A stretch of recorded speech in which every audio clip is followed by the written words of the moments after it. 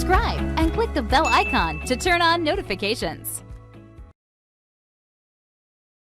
Hi there, welcome to QuickBooks Desktop 2023. I'm so glad that we're going to be working together going through this QuickBooks course. My name is Cindy McGukin. I'm going to be your instructor and help walk you through this series of videos. I wanted to take a few moments and just let you know a little bit about myself and my background, and then I'll tell you a little bit about what to expect as you go through this series of videos. I've been working with QuickBooks for over 20 years. I work with both the online version and the desktop version. I've been teaching classes for the last 20 years. I also work with individuals when they have problems with their QuickBooks or if they just want to sit down and have a one-on-one session. We're going to start at the very beginning in this course because I don't want to assume you know anything, especially if you're a new user. If you've been using QuickBooks for a while and you want to skip ahead to some of the other videos, feel free to do that. But I always suggest that you watch these in order all the way through. I do recognize that there might be some functions of QuickBooks that you're not going to use. It just really depends on your business. But try to watch all the videos and that'll give you a really good sound foundation for building your company file. Like I said, we're going to start at the very beginning. We're going to go through the screen itself. I'm going to get you familiar with terminology. We're going to customize QuickBooks a little bit so that it works best for you. After we go through that, we're actually going to look at the chart of accounts, which is the most important part of QuickBooks. If you do not have your chart of accounts set up correctly, you're going to run reports and they're not going to be accurate and you'll be wondering why. We'll make sure you have your chart of accounts set up correctly so you don't have those problems going forward. We're going to spend time in the accounts receivable portion of QuickBooks. That has to do with invoices, receiving payments from customers. We're also going to look at the accounts payable side. That's going to be the side where the bills come in that the business has to pay. How do you handle all of that? We'll go through all of those options. We're also going to look at sales tax, payroll, and all kinds of miscellaneous options that are available in QuickBooks. Like I mentioned earlier, you probably want to watch all the videos and watch them in order. If you watch them out of order, it's not going to make sense. You also might want to have a pen and paper handy so that you can take some notes as you go along. And if you have any questions afterwards, feel free to ask us. We're always here to help make sure that you get exactly what you need and you get your QuickBooks set up the way you need it. Now that we've gone through those introductions, let's go ahead and get started. I want you to head over to video number 2 in section 1, and I want to just give you a quick overview of the desktop version versus the online version of QuickBooks. That way you can make an informed decision if you decide later you want to move to the online version.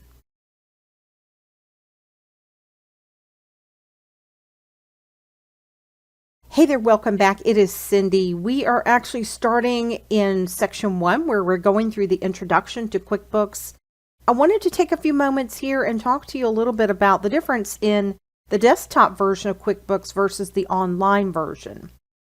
Both are subscription-based now. Up until last year, only the online version was, but now the desktop version is as well. And you'll have to pay that subscription price every single year. One of the big differences is that you have the ability to access your company file from anywhere in the world as long as you have online access. That would be for the online version. The desktop version, you'd have to be sitting at your computer or somehow log into your computer to get to that data. What I want to do though is pull up a comparison and show you what the two look like, and then I'll tell you a couple of quick differences here. I've pulled up the desktop version on the left and I've got the online version over on the right. I wanted to just show you some of the differences in the two. The first thing you'll notice is they both have an icon bar on the left, but if you look at it closely, you'll see the options are a little bit different. Now they have the same options, it's just you have to find them a different way. You'll notice over here it says customers, this one says customers and leads. This is what we call the home screen in QuickBooks Desktop. When you're on the online version, you'll see there's a dashboard option here that lets you flip back and forth between what they call the business overview and get things done. Typically in the online version, it's automatically on this business overview. So at first glance, you might think they don't look alike. You would have to come up here and click on Get Things Done. And now you can see it looks similar, but still not just alike. This is fairly new in the online version. They didn't have this before. They're trying to make it look more seamless between the two. You also might have options on the desktop version that you don't see on the workspace here. And that will be because you can customize your desktop version to have the icons that you need, that you work with the most. The other thing you might notice is that this can be moved to the top. We'll talk about how to do that a little bit later, but that might be something you see when you're comparing the two versions. The desktop version is now subscription based. You have to pay for it every single year, whatever that yearly cost is. Prior to the 2022 version, it was not. You could just buy the one version and just keep using it without paying that fee every year, but now you have to. QuickBooks Online has always been subscription based. You'll have to decide if you want to pay for the online version. You do have a monthly option as well. There's a 30-day free trial you could use as well for the online version. There's also a sample company that you can use. It's called Craig's Design and Landscape Services. I pulled that up here so that you can see that. Another common thing that I hear is sometimes people will tell me that they want to use the online version because it has the capability of downloading your transactions from the bank. They both have that capability. You can do this in either one. So don't think that you're stuck with the online version if you really don't like how it works. If you have the desktop version at any point and you decide you want to go to the online version, you can go ahead and upload your data into your new subscription for the online version. If you want to go the other way, if you have the online version, but let's say you want to use the desktop version, then you can download that file. You might have to get Intuit's help to do that, but you can do that. You can take the data back and forth that way.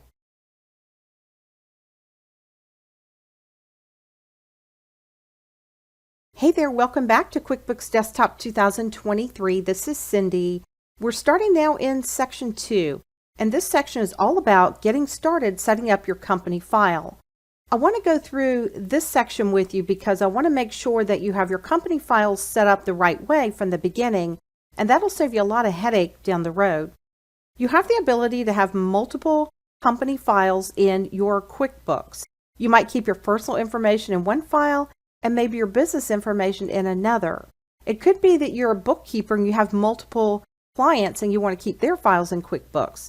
All files are separate and each one is going to be set up the same way with some tweaking depending on what type of business you have.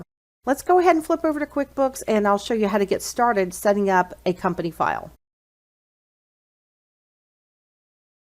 The first thing you'll want to do is click on File from the menu and you'll see several options. One is to create a brand new company. I just want you to notice that you can also create a new company from an existing company. For those of you who've used QuickBooks before, what this means is you already have a company file, maybe in a prior version of QuickBooks, and you want to create a new one based on that because maybe that one has so much data in it, you're ready to start over. Maybe it just has a lot of information that you want to clean up. You can actually use that same chart of accounts, the same customer list, the same vendor list, etc. And then everything will pull in with a zero balance and you can create that new company. And it saves you a lot of work from having to set everything up from scratch. That's a feature that's always been in QuickBooks, but it's not been on this drop-down list before. You can also open or restore an existing company that you have, or if you want to have a second company or back up a company, you're going to be able to do that as well. I'm going to go ahead and click on New Company. One of the things Intuit wants you to do is set up an account with them. That way, anytime you use QuickBooks, you can log in. If you don't have an account set up already, then it will launch you through the setup process. In this case, we're creating a new company file, and it's asking if I want to create that company file for myself or for someone else. And I'll just say for myself. You've got a couple of ways to start what we call the Easy Step interview. You can use the Start Setup here, or down here under Other Options, you can use the Advanced Setup. This is the one that I suggest you use. It will launch you into the Easy Step interview, which we'll be looking at in the second video in this section. You can also open an existing file from here. You can create an existing company file from scratch, which we're doing. Convert Quicken data. You could already have your data in Quicken and want to convert it to a QuickBooks file. Or if you have your data in another accounting software, you can convert it to QuickBooks as well. I'm going to click on the Advanced Setup, and this is going to launch you into the Easy Step interview. Why don't you go ahead now and move over to the second video in this section called Using the Easy Step Interview Part 1, and we'll go ahead and get this filled out and get your company file started. Hey, glad you could make it back. This is Cindy again. We're still working through QuickBooks Desktop 2023. We're actually now in section 2 where we're talking about setting up your company file. And I wanted to talk to you in the second video about how to use the Easy Step interview to go ahead and set up all the information you need to get that file set up correctly. There are 2 parts to this, so make sure you watch both. This is part 1, using the Easy Step interview. Let's head over to QuickBooks and we'll get started. On this first screen, QuickBooks wants us to enter some information about our company. You can see that the only thing you have to put in here is the company name. That's indicated by the asterisk on the left. This other information, if you're going to actually send correspondence to customers and vendors, you probably do want to fill in as much of this as possible. That way you don't have to go back and edit this information at a later date.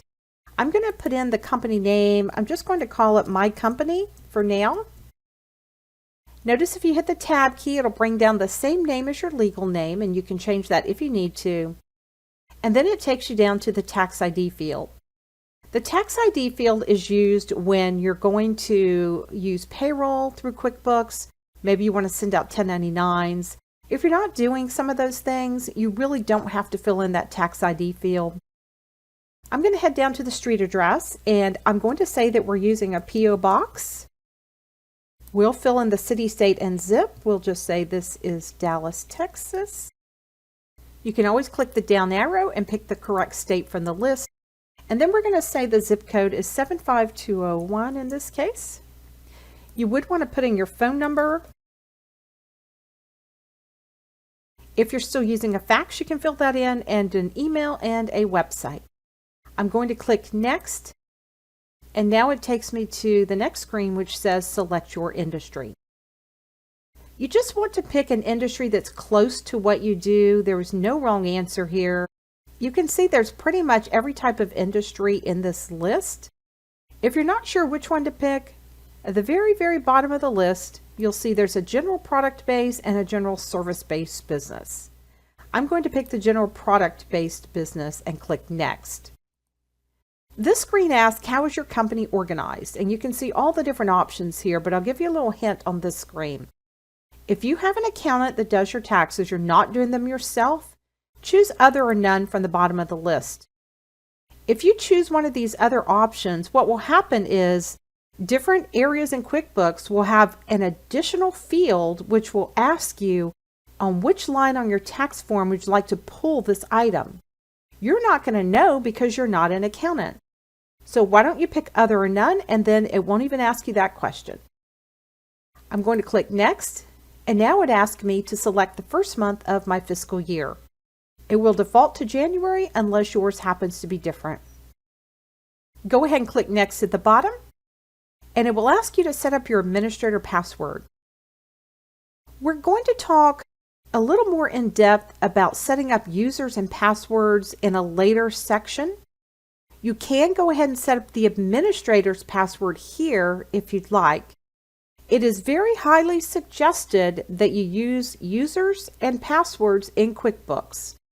But like I said, we're going to discuss that in a later module. For now, I'm just going to leave this blank and click Next.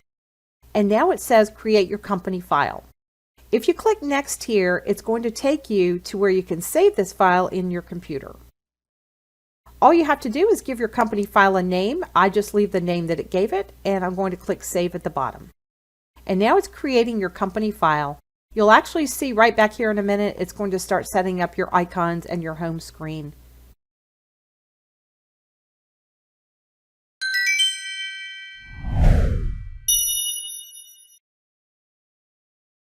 You can see right back here, you've got your icon bar set up.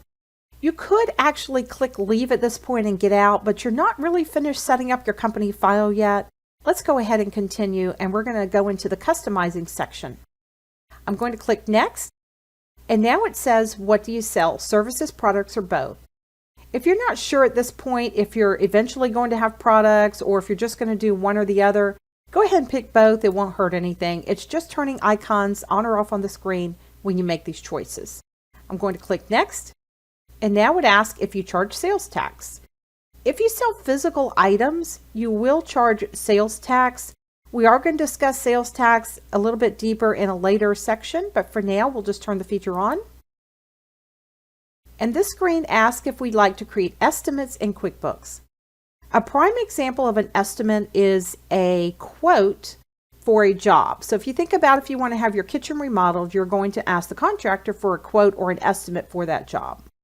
I'm just going to say yes and click next. And now it asks us if we'd like to track sales orders in QuickBooks. A sales order is an order that a customer places with you to be filled at a later date. Maybe they have said to you, hey, in January, I'd like you to send me 6 of these. You can go ahead and set that up so that you know ahead of time what physical products your customer is going to want in the future. It could be a service as well. I'm going to click next, and it now will ask me if I want to use statements in QuickBooks. Not all businesses send out statements, but if you send a statement out, it will give your customer a history of what they owed you at the beginning of the month, anything they purchased, any credits, any payments, and then give them a balance that they owe you. I'm just going to leave that option on and click next. This screen asks if I'd like to use the progress invoice feature. If you create estimates in your business, you have the ability to actually invoice a customer for a percentage of that estimate, maybe certain items that were on the estimate, and that's called progress invoicing. If you create estimates, you do want progress invoicing. I'll turn that on and click next. This screen asks about managing the bills that you owe. You do want to keep track of the bills you owe in QuickBooks. That's the best way to do things. A lot of people actually put their bills in a basket on their desk, and when it's time to pay bills, they'll just go through the basket, and that's okay. But you don't have any tracking of which bills you owe if you do it that way. It's probably best to go ahead and put all of your bills in QuickBooks and then go ahead and click next at the bottom. Here, QuickBooks wants to know if you want to track inventory. If you sell physical products in your business, you may want to track how many of these you have in the back room. You may want QuickBooks to tell you when you have 2 left so that you can order some more, and that's all part of tracking inventory. If you don't need to do that, that's fine. You can still sell physical products, but if you want to track that inventory, click yes here and click next. You can also track time in QuickBooks. When we talk about time, we're talking about the time that you or your employees spend working on a particular project. Maybe it's subcontractors and you want to track their time working on different jobs. You can choose yes here and click next. This screen asks if you have employees. This is sort of a trick question because you'll notice if you say yes here, you have the option to choose W-2 employees and/or 1099 contractors. And something just to keep in the back of your mind, your 1099 contractors have nothing to do with payroll, absolutely nothing. If you do say yes, it's going to make you choose one or both of these. The only one you would choose if you have payroll is that you have W-2 employees. And that's just going to turn on the payroll option on your home screen. I'm going to click next here. And we're going to stop the video because it's getting a little long. I want you to go over and look at the Easy Step Interview Part 2, and we'll go ahead and get this set up. Hey there, it's Cindy again. Welcome back to QuickBooks Desktop 2023. We are now looking at Part 2 of how to use the Easy Step Interview. Let's go ahead and flip over to QuickBooks and we'll go ahead and finish setting up our company file. This next section of the Easy Step Interview will ask you questions about the accounts in QuickBooks. I'll just click next at the bottom. And now QuickBooks wants me to select a date to start tracking the finances. You have two choices. You can start at the beginning of the fiscal year, or you can choose a date that you want to start with. Keep in mind that if you're trying to pull reports for data back earlier in the year, you probably want to go all the way back to the beginning and just enter everything. And I know that's a lot of work if you're towards the end of the fiscal year, but it might be worth it. If you're not worried about that, if you just want to get a little practice in for the first few months and then start clean for next year, you could choose a particular date. Whichever date you do decide to start with, make sure it corresponds with the beginning date on your bank statement for the month you want to start with. I'm just going to say the beginning of the fiscal year and click Next. This is a list of the chart of accounts that QuickBooks has set up for you based on how you answered all the questions in this Easy Step interview.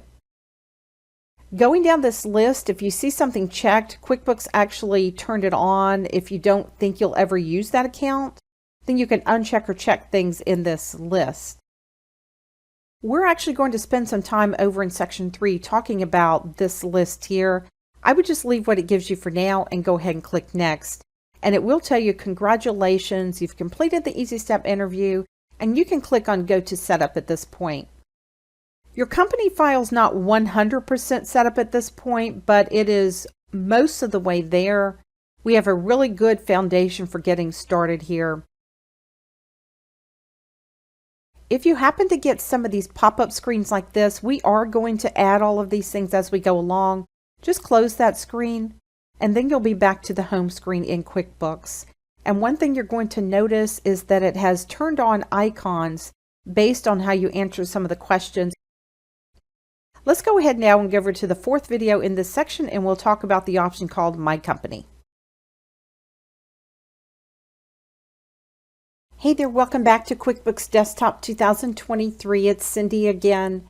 I wanted to take a few moments and just look at a quick little feature in QuickBooks that's called My Company. Basically, it's a place where you can go if you need to make changes to any of the information you set up in the Easy Step interview related to the company name, the company address, that first screen that we filled out. Let's go ahead and flip over to QuickBooks, and I'll show you how to get to the My Company option. In QuickBooks, you want to head up to the menu at the top, choose the option that says Company, and then come down to My Company. Here you're going to see all of the information that you set up when you set up that first screen in the Easy Step interview.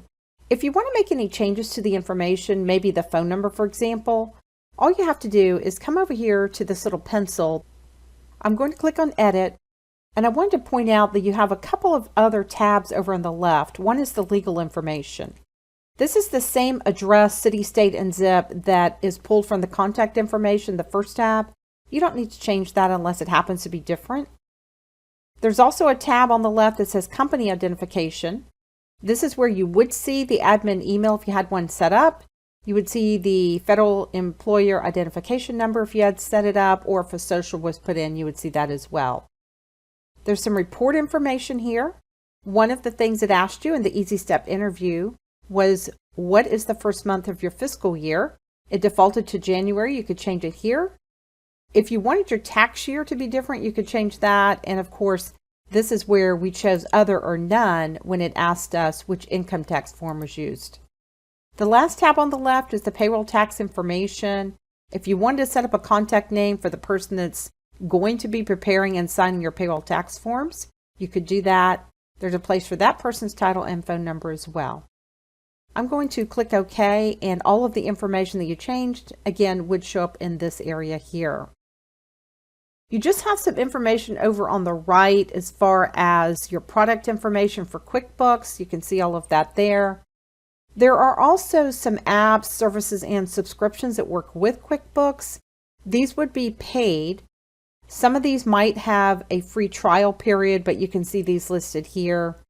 And then also some more of them down here at the bottom. Payroll is a really big one that you want to pay attention to, because payroll is not free in QuickBooks. If you want to go ahead and set that up, you could turn it on here and go ahead and set that up. Another one that you might consider is the accept credit card options. This is going to be an app that's going to allow you to accept credit cards from payments and run them through QuickBooks, but you can see all of these that are available here. I just wanted to get you familiar with that in case you want to make some changes specifically to this information at the top. I'm going to go ahead and close that, and now I'm back on my home screen. Now that you're familiar with how that My Company option works in QuickBooks, let's head on over now to video number 5, and we're going to talk about identifying the components of the QuickBooks environment. Hey there, it's Cindy again. Welcome back to QuickBooks. We are in section 2. We're talking about getting started. This is video number 5, identifying the components of the QuickBooks environment. What I want to do in this video is just take you through the screen itself, get you familiar with some of the terminology, help you customize your home screen a little bit, and that way when you start working, you'll know where things are.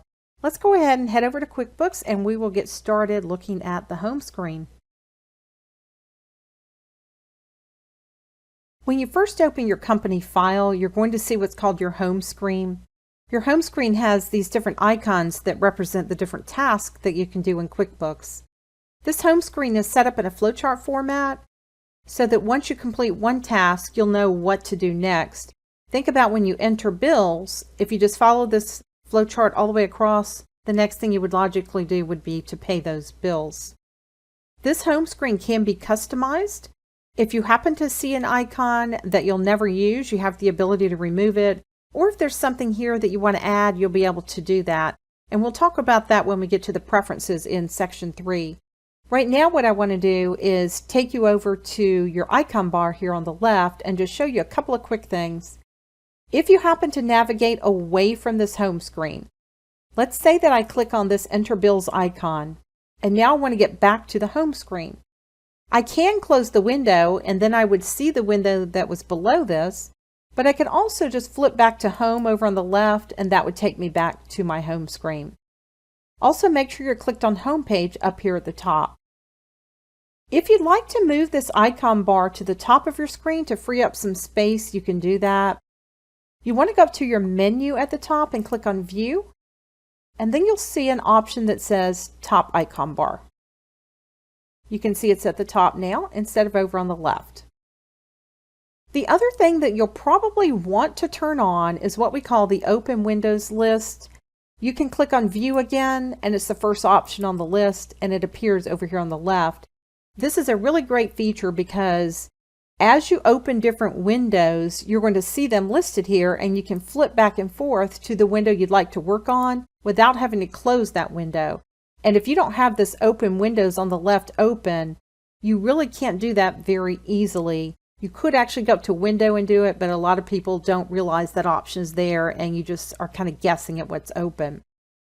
I'm going to go ahead and click on this Enter Bills and close it while I'm here. To close any window, you want to click the X in the upper right. Make sure you don't click the top X because that will close QuickBooks. You want the one right below it. And now I'm back to my home screen. If you look up at your menu at the top, you're going to see some of the options that you're familiar with from other programs, but I want you to look at company, customers, vendors, all the way across, because you're going to see there are multiple ways to access some of the options. Let's take customers, for example. If I click customers, here's all the options related to customers. I could also click on customers from here, and that will take me to a place where I can see a list of all my customers, run some reports, anything related. And I can also look at customer options right here in this section of the home screen. Same thing with the vendors. I see vendors on the menu, vendors right here, and then of course this section here is your vendors. Let's take a look at how the home screen is divided because it's in 5 different sections. They've tried to group your icons so that you know where to go. When you look at this first section here, this is your vendors or accounts payable section. That is anything having to do with the bills that the company needs to pay. Also, if you have inventory or if you work with purchase orders, those options are going to be in this section as well. This middle section is customers. Customers are people or businesses that you've performed a service or sold them an item and they're going to pay you for it in the future. And that's where this whole section comes in. You can see that if you estimate jobs, there's the estimate feature. You can turn that into an invoice, and at some point you're going to get paid, and then of course you can create a deposit in the bank for that. Payroll, this is this section right down here that says employees. Also, if you're working with time, you're going to see the time options right here. This section right up here, these are some icons that represent things you can do in QuickBooks that aren't necessarily related to customers or vendors. They're just things that have to do with the file itself. And the most important thing in QuickBooks that you'll want to get really familiar with is right here. It's called this chart of accounts. Every single thing you do in QuickBooks will relate back to one of the items in the chart of accounts. So we'll take a look at that a little bit later. But you can see there's options for inventory here. If you want to turn on time tracking, there's some calendar options. And some of these are paid services, so just be aware of that. The same thing right over here. These are paid services that they can provide for you. And this is your banking section down here. Think about things that relate to banking functions. You reconcile your checkbook, you write checks, you might print them. There's your deposits. That'll give you a really quick overview of how the home screen is set up. There are a couple more things I want to mention. Over on the right, you have this account balances section. Once you get your chart of accounts set up, then you will have a checking account, a savings account, credit cards, things like that. You'll see those listed here, and a quick way to go to those registers is to click on these from the list. One other thing I'll mention is this backup status down here. With the QuickBooks Desktop version, you'll want to back up your data on a regular basis. You can do that manually, or you can have Intuit do it for you for a fee. And that's what this bottom option is, where it says online. They'll actually automatically do it every so often based on the options that you give it when you sign up. Hey there, it's Cindy again. Welcome back to QuickBooks Desktop 2023. We are in section 3 where we're talking about customizing the QuickBooks environment. And we're going to start with this first video where I want to go over some of the preferences with you. And preferences are just options that you can change in QuickBooks. Sometimes it's the fact that you want to turn an icon on that maybe is not already on. That could be done in the preferences. A lot of these options you really won't have a clue that you want to change until after you've been using QuickBooks for a while.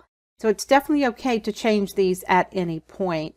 Let's go ahead and flip over to QuickBooks and I will show you how to get to the preference option and we'll go from there.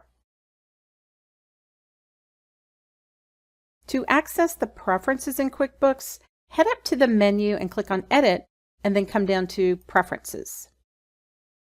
You'll notice on the left you have different options. I'm clicked on the General option and there are two tabs. There's My Preferences and Company Preferences. You'll see both of these tabs when you click on any of the options on the left.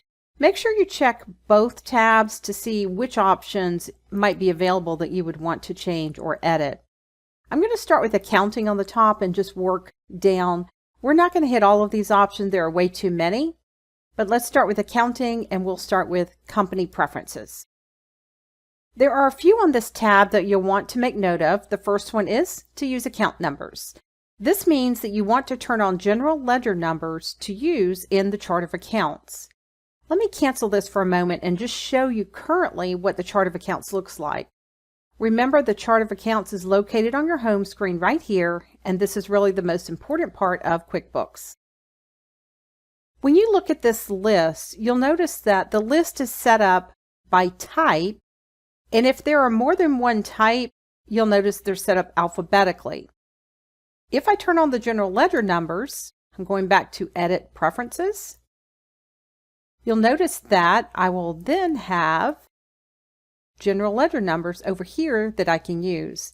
These numbers can be edited and you don't have to use them if you don't want to, but typically accountants and bookkeepers like to use general ledger numbers to categorize their chart of accounts. I'm going back to Edit and back to Preferences. The next thing I want to point out is this option to use class tracking for transactions. You have the ability in QuickBooks to add another layer of reporting. using class tracking.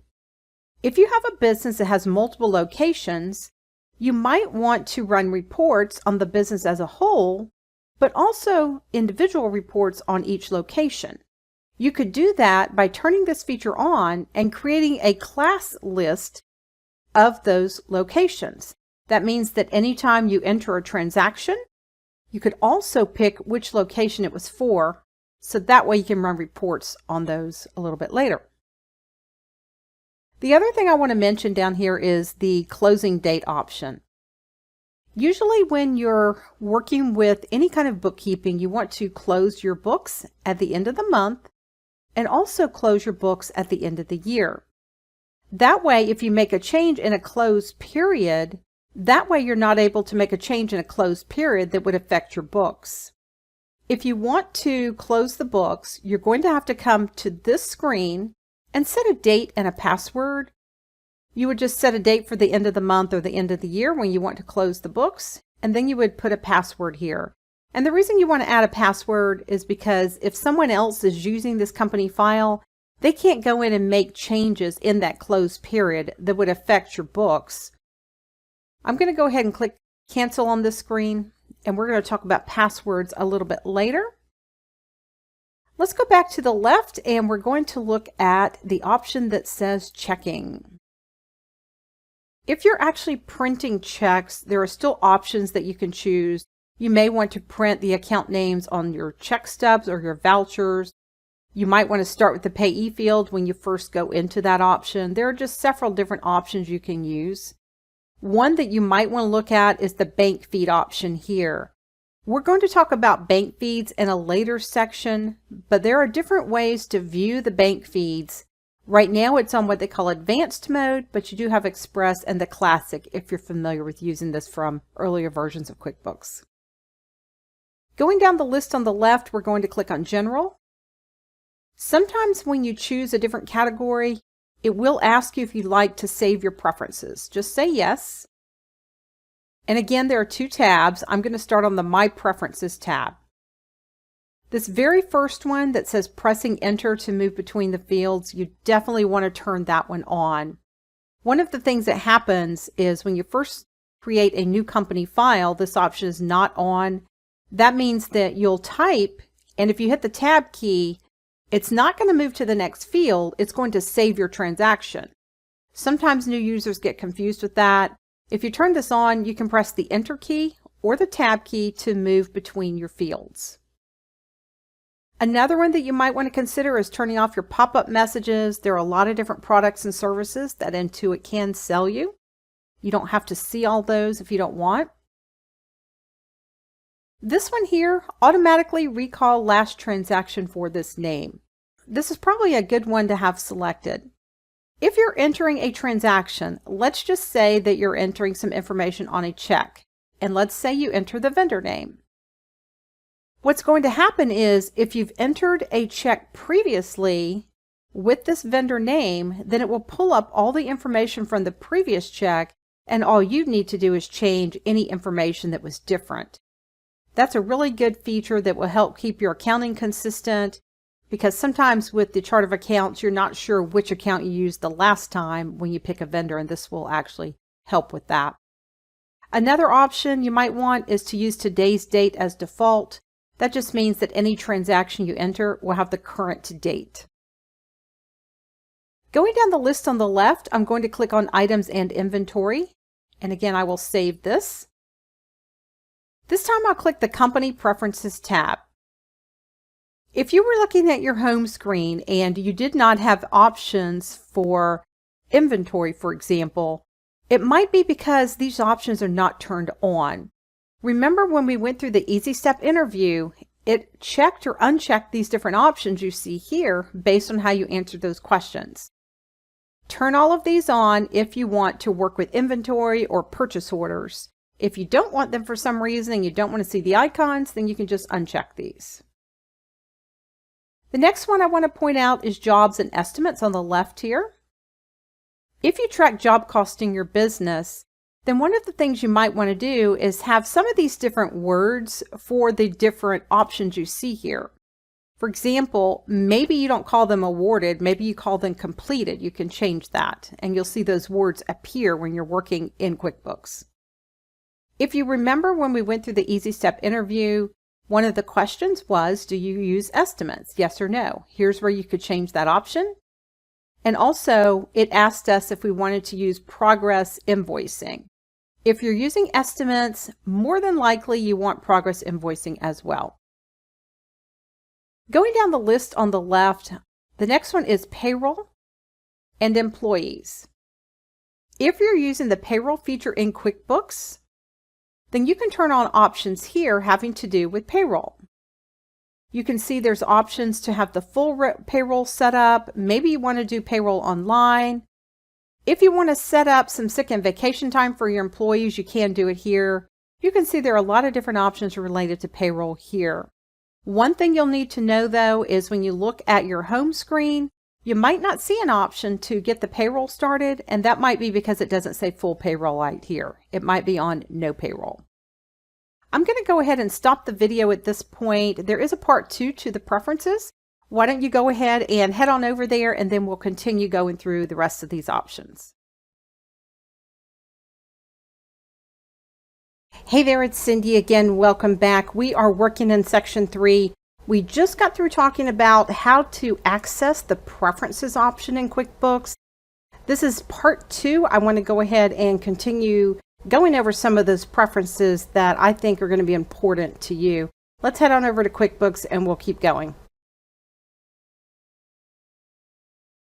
When we left off in part 1, we had just looked at payroll and employees. Let's head down now to the reminders options. In QuickBooks, you can have it remind you that you have certain things coming up that you need to take care of. You can see this list here. There are things like if you have checks set up and you want to print them on a certain date, you might have that set up. You can see bills to pay, money to deposit. And for each of these, you can tell QuickBooks you'd like to show a summary of those items, the list, or you can say don't remind me at all. A summary means that when you see checks to print on your reminders list, you'll just have a total. Whereas if you show the list, you will show each one of the checks you have to print, and it will total those at the bottom as well. Some of these you can tell QuickBooks to remind you so many days ahead of time that this task is coming up, and you can see those and make changes to that if you'd like.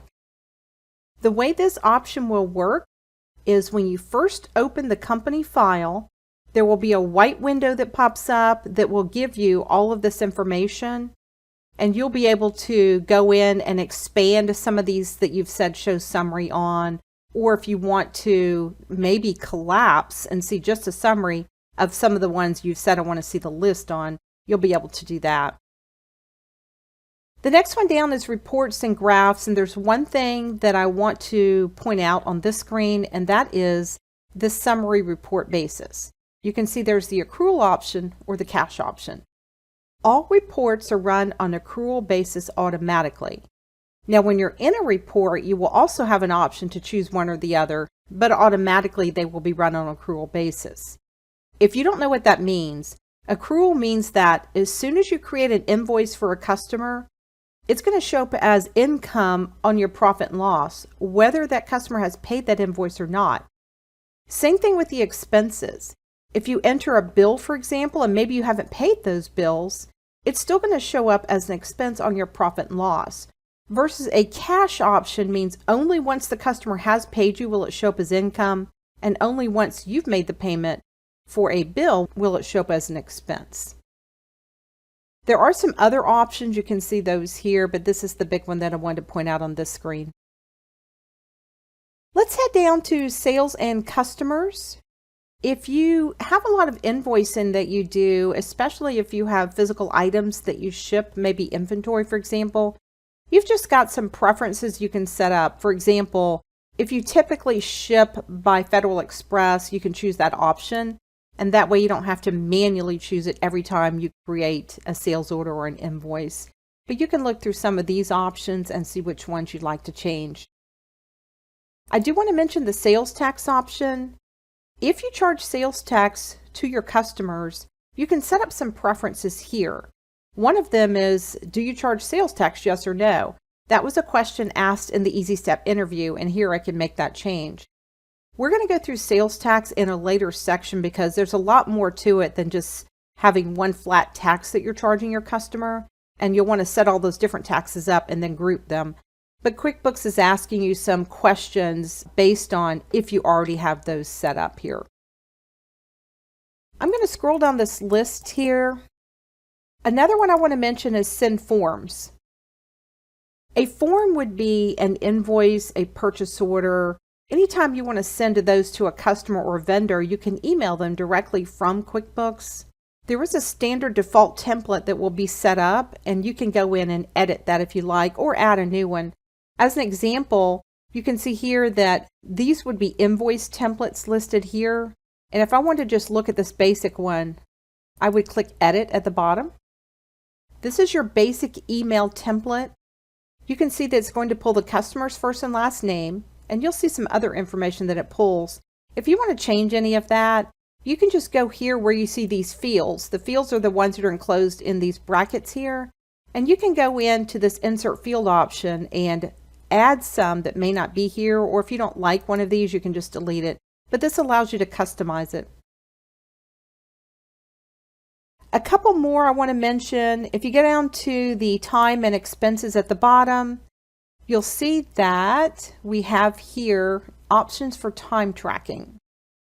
There is an option in QuickBooks where you can track the time that you spend working on projects, or maybe you have vendors or your employees and you want to track the time they work on jobs, and that's job costing. And these are options for that. You can see you can pick the first day of your work week, or you can see some of your other options down here at the bottom. And I know I skipped over some of these. You'll want to take time on your own and go back and look through them. Like I mentioned earlier, you may not know right away which options you want to change. So it's okay to change them after you've been working in QuickBooks for a while. That's the preferences. I'm going to go ahead and click OK, and we are finished with this video. Let's go ahead now and go over to the third video. We're going to talk about how to work with users in QuickBooks.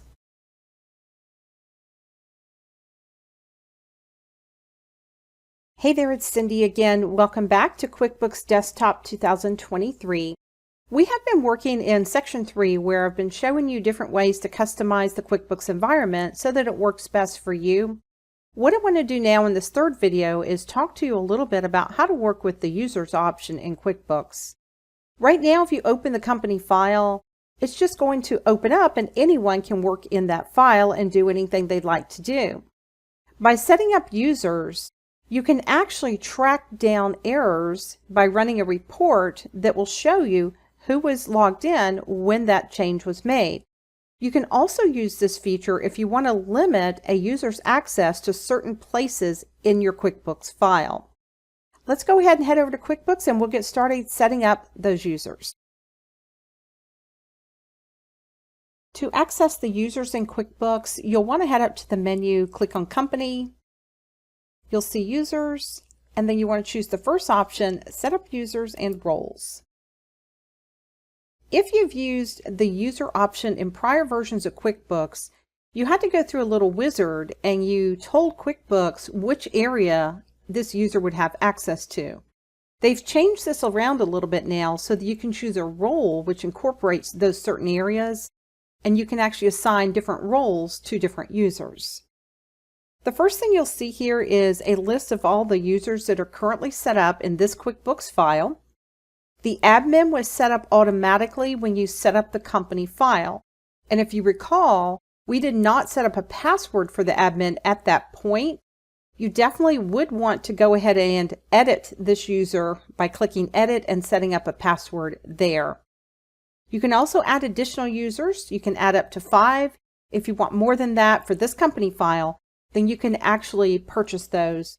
But the best thing to do is if you have someone leave your company, go ahead and use the delete option to delete that user, and then you could create another one in that place. You'll see whichever user you're clicked on, you can see their company file roles here. You can also see the Intuit account roles. Let's go ahead and set up a new user. We're going to set up a user whose name is John, and we're going to say that John comes in every week and does our accounts payable. Next, you'll want to set up a password for your user. Make sure you have a good combination of capital letters, small letters, numbers, and or special characters. That way it makes it hard for someone to guess that password. The next thing you'll see is a list of available roles. We've hired John to do our accounts payable. We'll choose that and we'll add it to the assigned roles on the right. And let's also choose banking and add that to the assigned roles. You'll notice when you click each of these available roles, it gives you a description here in case you're not sure what that role allows this user to do. Another thing that's optional here is if you want to send an email invite, then that way they can set up their user information from that link. I'm going to click OK, and you should see John on the username list, and he is here. If you need to edit any of that information, just do that. Notice there's a duplicate option. If you happen to be hiring another person that's going to do the same thing John does, you can actually duplicate and then make a few changes by using the edit option if you need to do that. I wanted to point out also the role list that you see here. You can click on each of these to see the description, and if you need to edit any of these, you can click on edit over on the right. I'm going to click close at the bottom. And now let me show you how this works. Each time you're finished using QuickBooks, you'll want to log out of this company file. You want to click on File in the menu and then Close Company, Log Off. When a user is ready to start using this company file, they'll go up and click on File and they'll choose Open or Restore Company. Here they'll choose Open a Company File and click Next. And then they'll find their company file and open. Now the user has to log in. The last user that used the company file will have their username here. You'll just want to type over that. Make sure you put in the password. And then click OK. Now that the user is in the company file, you're going to see a few things that are a little bit different. If you remember, we have moved our icon bar to the top. The reason it's on the left is because all of the preferences are per user. So John could certainly move this to the top if he wanted to. But let me show you how this works. Remember, we limited his access to accounts payable. That means he has access to this area here. If he wanted to enter a bill, he would click on Enter Bills, and you can see he can go enter that bill. What if John tries to access something that he does not have permission to do? Let's say create invoices. Notice there's a warning that pops up that tells John that he needs to ask his administrator to give him permission if he wants to use this option. I'm going to go ahead and log back off. I'll go back to File, Close Company, Log Off. I'll go ahead and click on File and Open or Restore Company, and I'll go back through and open that company file up again. That's all you have to do to set up users in QuickBooks. I'm logging back in as the admin. I did not have a password set, so I'll click OK, and I should be back in QuickBooks. Now that you know how to go ahead and get your users set up, let's go ahead and move over to video number 4. Where we're going to talk about the most important part of QuickBooks, working with the chart of accounts. Hey there, welcome back. It's Cindy again. We're still working in QuickBooks for Desktop 2023. We've been working in section 3 where we're talking about customizing the QuickBooks environment, and we're now down to the most important part of QuickBooks, which is the chart of accounts. Anytime you spend money, you have to tell QuickBooks, what did you spend the money for? Did you purchase a meal? Did you pay the electric bill? If you received money, was it a sale you made for the business? Was it some random check that you received and you put it in the bank? Every single thing in QuickBooks will flow back through one or more of the items on the chart of accounts. So it's very, very, very important that it's set up correctly to begin with. Let's head on over to QuickBooks and we'll get started setting up that chart of accounts. When you went through the Easy Step interview to set up the company, it created a generic chart of accounts for you.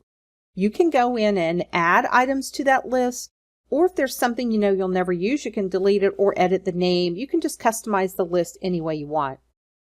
The easiest way to access the chart of accounts is right here on your home screen. It says Chart of Accounts. This is a listing of all the accounts that are already set up for you. The way this list is set up is you'll notice over here there are different types of accounts. And if you have two of the types that are the same, and you go back and look at the name of the accounts, they'll be in alphabetical order. If you have your general ledger numbers turned on, they'll be in numerical order. And if you remember, the way you turn on the general ledger numbers, if you want them, because this is not something you have to do, it's just an option, is you go back to Edit, go back to your Preferences. On the left here, you want to be under Accounting, Company Preferences tab, and you would check the box to use account numbers and click OK. And now you'll see they're in numerical order by type. There are some types that aren't even here yet because we have to set them up. What I want to do is go through this list and show you each of the different types, what you'll use them for, and we're going to end up setting up some new accounts along the way. This is where you might want to take some notes because you're going to be setting up a lot of these accounts. Let's go ahead and get started. The first type that I want to talk to you about are bank accounts, and you'll notice there aren't any right now. A bank account would be a checking account, a savings account, a money market account, any kind of account you would have at the bank. If you use PayPal, for example, PayPal will be set up as a bank account. Let's talk about how you set up an account. The easiest thing to do is just right-click anywhere on the screen, and notice there's your New, Edit, Delete, or Make Inactive. Let me just point out what Make Inactive means.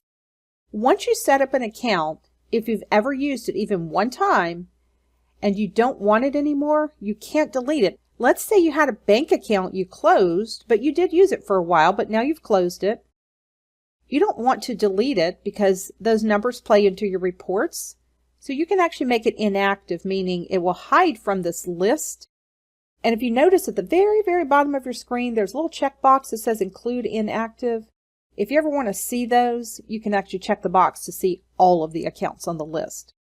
But we're going to go ahead and create a checking account, so we will click on New. The first thing QuickBooks asks you is, what type of account is it you're trying to set up? And you'll notice there's income expense. Down here is bank. Each time you choose one of these options, you will get a little screen here that shows you what, in this case, a bank account is. Also, if there's some other type of account not listed up here, you can click this drop down and choose it from this list. Right now we're creating a bank account. We'll click Continue. The next thing QuickBooks wants to know is what type of account this is. And you already chose bank, but if you pick the wrong type, you can see that you have a drop down where you can change it.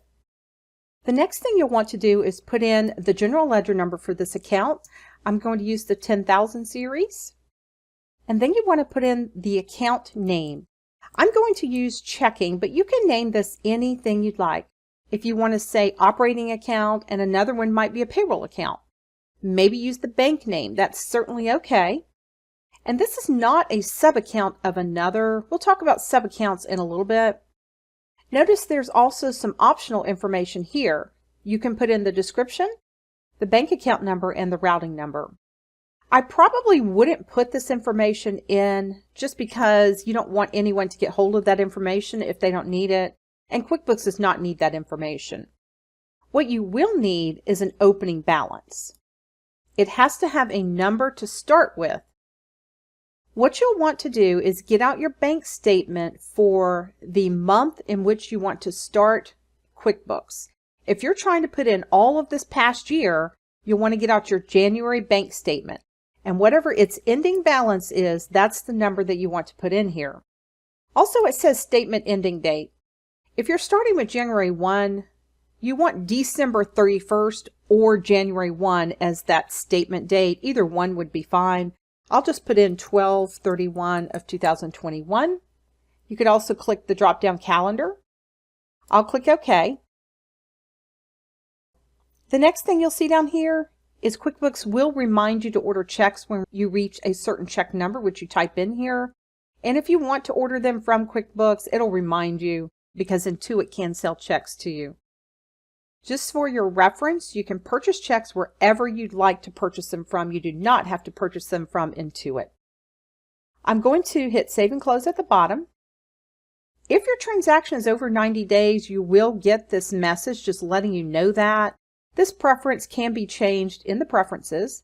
I'll just go ahead and say yes here because it's asking if I'm sure I want to do this. You might also get this message that pops up. It wants you to set up your bank feeds. We're actually going to talk about that in another section. Right now I'm going to go ahead and say no. I'll set that up later. And you'll see there's your checking account right there at the top. You can see the type is a bank account and there's the total balance. If you double click on any of these that have a balance, you'll get a register. This is a quick way to get into the checkbook register, and you can see that I've got one transaction, my opening balance right here. I'm going to close that. Let's set up one more. I'm going to set up a savings account. I'm going to right click and choose New. This will be a bank account. I'll hit Continue. I'm going to name this account Savings, and we will say that the general ledger number is $10,100, and I'll enter an opening balance of $15,000. We'll make that date the last day of last year and go ahead and click OK. When I save and close, I should then see the savings account appear in my chart of accounts, and I do. And if you come way over here, it's $15,000 is your balance. This is a good way to look right here and see the balance that you have in these accounts. One thing I want you to make note of is this account right here, which is opening balance equity. Anytime you create a new account and it asks you what is the opening balance, that's what's going to automatically filter into this account. Right now you'll see it's a positive number, but if you had a loan that was more than this, then you would see a negative number in front of it. You can't change that. That's an accurate picture of your books. The next type I want to point out are your asset accounts. Like you see here, they've got two of these. They have furniture and fixtures and accumulated depreciation. This is the one place where your accountant will be very helpful to you because you'll want to set up several different asset accounts to put your physical items into. What I mean by that is you're going to have big buckets. You're going to have one that you'll probably name vehicles. You won't have one for each vehicle, but just the accumulation of the vehicles. You're not going to know how to figure out the depreciation, and again, this is something your accountant can help you with here. Two terms in accounting, you're going to have fixed assets, which are assets that the company owns that make it more valuable, and you plan to keep them long term. Maybe a building, for example. Whereas a liquid asset, or what they call other current, is more like inventory. You're worth more because you have it, but your goal is to sell it and get it out the door. I want to point out the accounts payable option as well. This number should reflect any bills that you've set up that you have not yet paid. Let's go ahead and stop the video right here. We do have some more accounts to go through. Let's head on over to part 2 of working with the chart of accounts.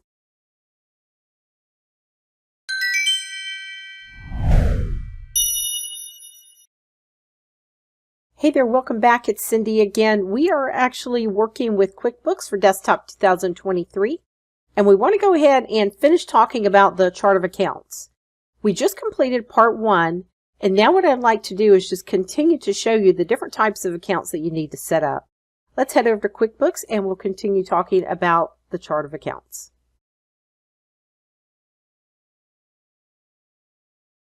In part 1, we went over a couple of these types. We talked about what bank accounts are. We talked about fixed assets or other current assets, which are more liquid. We talked about accounts payable. I want to talk now about the liability accounts that you see right here. There are two types of liability accounts that you're going to find. One is what we call other current liabilities, and then the other one is called long-term liabilities. A long-term liability is something you're going to pay off in more than 12 or 13 months, maybe a 5-year car note. Whereas a short-term liability is something you're going to pay off fairly quickly. You'll see in this case, because I told it that we do payroll and we collect sales tax, QuickBooks set these two up for us automatically, and they're other current liabilities. Both of these would be monies that I would collect from employees if it's payroll, or sales tax. I would collect that from customers. And I have to forward those fairly quickly to the appropriate entity. Let's go ahead and set up a long-term liability. We'll set up a card note just to show you how this works. I'm going to right-click and choose New. Something to note is if you choose Loan right here, QuickBooks assumes it's a short-term or other current loan. If you know it's a long-term, you'll need to come down here and click the arrow and choose Long-Term Liability. Then click Continue, and we can set up the information on this account. I'm going to plug in a general ledger number, and I'm going to name my account. I'm going to say My Bank Car Payment. You can name this anything you want. If you want to put your actual bank name there, you can. If you want to put the name of the car, you can. Whatever you want to call this, you're certainly welcome to do that. This is not a sub-account. I'm not going to fill in these two things, but I do need the opening balance. As of the start date of your QuickBooks company file, how much did you owe for this vehicle? You'll want to get that number from your bank, and if you don't know what it is to start with, just go ahead and put a penny in here and change it later. I'm going to say it was $12,569.87, and I will put in the start of my QuickBooks file date and click OK. Now I'm going to save and close. And you're going to see you have a car payment set up now. It is a long-term liability. And you can see the balance that you owe on the payment over here. And I want to point out something at this point that I see very often. If you have a car payment, it is not an expense to your business. It's considered a long-term liability. What you want to happen is when you create that transaction where you made that car payment, you want it to deduct from this account so that it has the correct ending balance. That means that you're going to choose this account when you're making the car payment, not some account down here where the expenses are.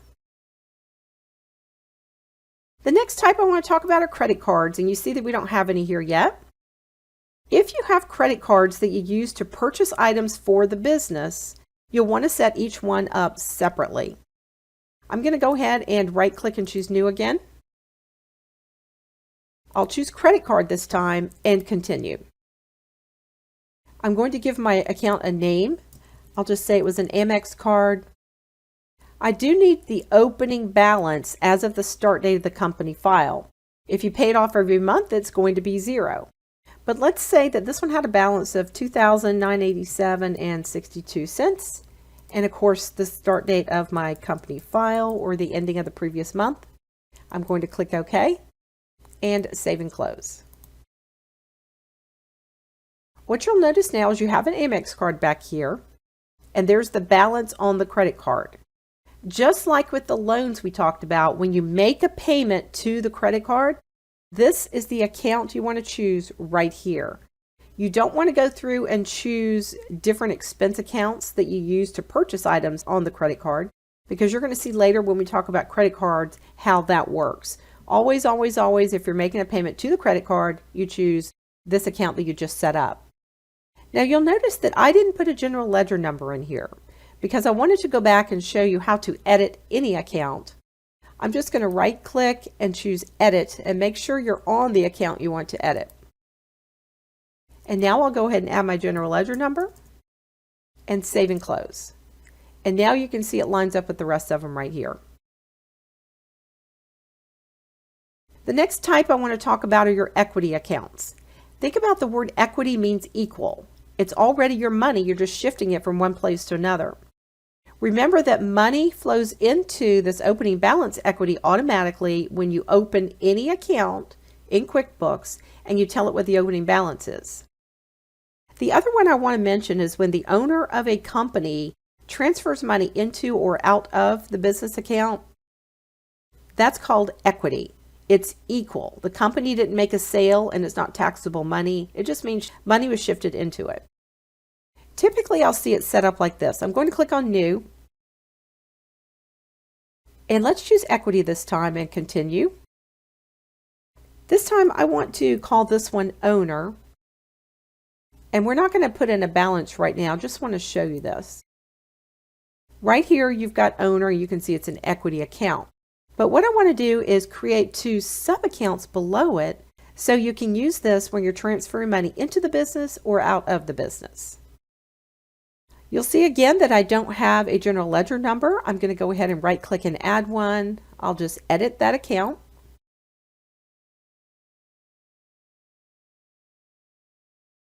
And you can see now it has a general ledger number. I'm going to add a new account, and this one is going to be when I transfer money into the business. That's called an owner contribution. Notice it's going to be an equity account, and I'm going to click continue. For the account name, I'm going to call this one contributions. And this is where sub-accounts come in. This is a sub-account of owner. The main account and the sub-account have to have the same type. Now this time I'm going to save a new to save me going back to that list of the chart of accounts. I'm going to save a new and set up the second one. Whenever you take money out of the business, it's considered a draw. This will be a sub-account of owner again. And I'll go ahead and save and close to show you what this looks like. You'll notice these two accounts look like they're indented underneath owner. That's a sub-account of owner. Whenever you have sub-accounts and you're working in QuickBooks, always want to pick one of the sub-accounts, not the main account. If you pick the main account, what will happen is you will see reports that say other. Let's go ahead and stop the video here. We want to move over into part 3 of the chart of accounts, and then we'll finish setting up this list.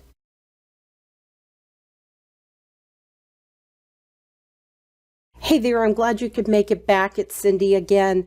We are working through customizing the QuickBooks environment, and we are going to finish up with this video where we're talking about the chart of accounts. We've gone through most all of the accounts. All we have left to look at are some income accounts, some cost of goods sold, and some expense accounts. Go ahead and get ready to take some notes, and we'll finish talking about how to work with the chart of accounts. The next type that I want to talk to you about are your income accounts. You'll see there are 3 set up for this company file. Income means you've made a sale for your business, and it's going to be taxable money. If you create an invoice and a customer pays you, that is income for your business. If you just receive a rebate check or you have some miscellaneous cash, that type of thing, and you make a deposit, that is not income to your business. You didn't make a sale to get that money. You can have 1 income account or you can have 6 or 7. That's totally up to you. Remember, when you're setting up any of these different types, you want to be as detailed as you need to be for your own purposes.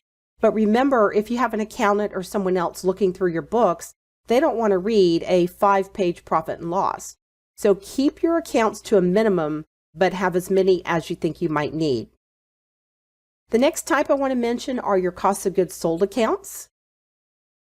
When you look at a profit and loss, what you're going to find is you will have your income minus your cost of goods sold, and then it will take off your expenses as well to give you a net over or under. A cost of goods sold account is one you would add for something that cost you money to make your own product or service in the business. Here's a few examples. What if a customer has a dental mold company where they make molds for their customers?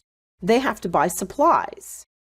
Those supplies are considered a cost of goods sold. They had to buy those to make the product in their business. The next type I want to mention are your expense accounts, and this will probably be the largest grouping that you'll have. You'll see they have several here, but you're going to end up adding much more than this. Looking through this list, you're going to see they've got advertising, automobile. You can kind of see everything here. You'll want to go down and add some. You'll also want to add sub-accounts. For example, automobile expense. This is where you're going to track all of your gas, the car washes, anything related to the automobile. If you did not add a sub-account for gas, but yet you wanted to run a report at some point to see how much you spent this year in gas, you couldn't do it because you don't have an account set up for that. I'm going to go ahead and set one up for gas. I'm going to right-click and choose New. This will be an expense account. I'm going to give this one a name. I'm just going to call this one Gas. And it's going to be a sub-account of automobile expense. I'll go ahead and save and close so that you can see it. and you'll see it'll look indented underneath automobile expense like it does right there. And of course, I'll go back and give it a general ledger number. I'll go ahead and right click and choose Edit. I'll add my number and I'll save and close, and you can see it right there. Let me add one more. I'll add repairs. I'm going to right click and choose New again. It's going to be an expense. I'll add my general ledger number and I'm going to call this one repairs. This will be a sub-account again of my automobile expense account. I'll go ahead and save and close that, and now you'll see that you have two sub-accounts for your automobile expense.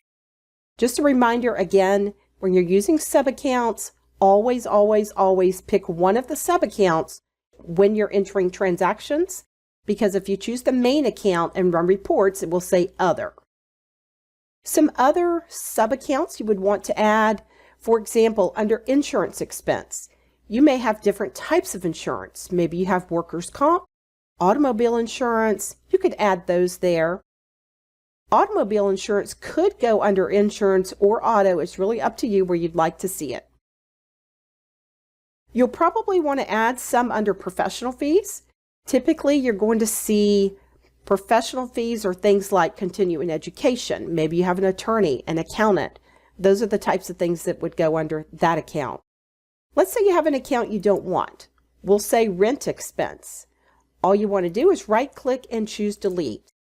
If you get a message that says, "Are you sure you want to delete this account?" That's how you know you've never used it and it's okay to delete it. It will not let you delete it if you've ever used it. Some other sub-accounts you'll want to add under utilities down here. You're going to want to add your water and your sewer, and if you have electric, you'll want to add those under utilities there. Take a little bit of time setting up your chart of accounts because you want to make sure you gather most of the accounts you think you're going to need. It's okay if you find one 6 months later you need to add. You can always edit this. But my point with these 3 videos about the chart of accounts is that you want to make sure they're all set up as the correct type. If you're not a subscriber, click down below to subscribe so you get notified about similar videos we upload. To see the full course that this video came from, click over there. And click over there to see more videos from Simon Says It.